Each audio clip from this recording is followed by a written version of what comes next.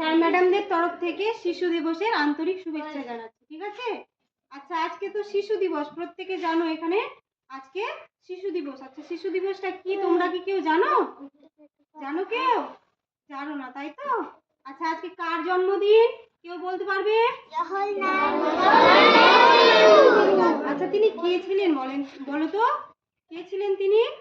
কেউ জানো কে ছিলেন? স্বাধীন ভারতের প্রথম প্রধানমন্ত্রী ছিলেন। তার সাথে সাথে তিনি কি ছিলেন বলো তো? তার সাথে সাথে তিনি ছিলেন একজন শিশুপ্রেমী। শিশুপ্রেমী অর্থাৎ কি? তিনি তোমাদের মতন বাচ্চাদেরকে খুব ভালোবাসতেন। তাদের সাথে প্রধানমন্ত্রী হওয়ার সত্ত্বেও প্রচুর সময় কাটাতেন। শিশুদের কিভাবে উন্নতি হবে, কিভাবে শিশুদের ভালো হবে, সেই দিকে তিনি কি করতেন? সব সময় নজর দিতেন, আলোকপাত করতেন। অর্থাৎ শিশুদেরকে তিনি খুব ভালোবাসতেন। তার কাছে শিশুরা কি জানো? কিসের মতন?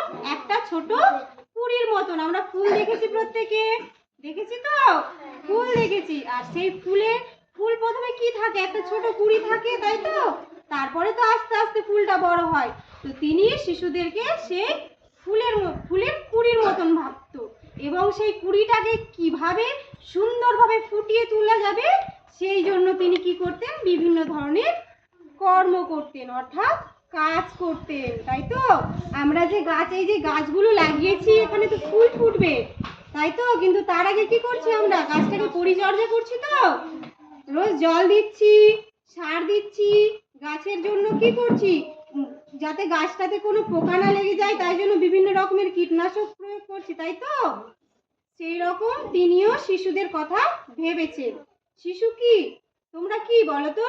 তোমরা আমাদের ভবিষ্যৎ প্রজন্মের কি উত্তরাধিকারী। তোমরা বড় হবে, তোমরা কি করবে? সমাজটাকে উন্নতির পথে এগিয়ে নিয়ে যাবে। সমাজটাকে কি করবে? ভালো করবে, একজন ভালো মানুষ হবে। সেই দিকে তিনি নজর রেখেছিলেন।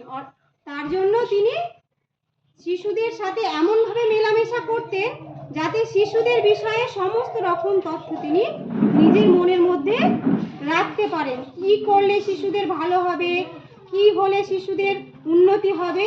তাই জন্য পণ্ডিত জওহরলাল নেহরু যখন মারা গেলেন, তারপরে তার জন্মদিনকে শিশু দিবস উপলক্ষে পালন করা হয়। এটাই হচ্ছে শিশু দিবসের মূল লক্ষ্য।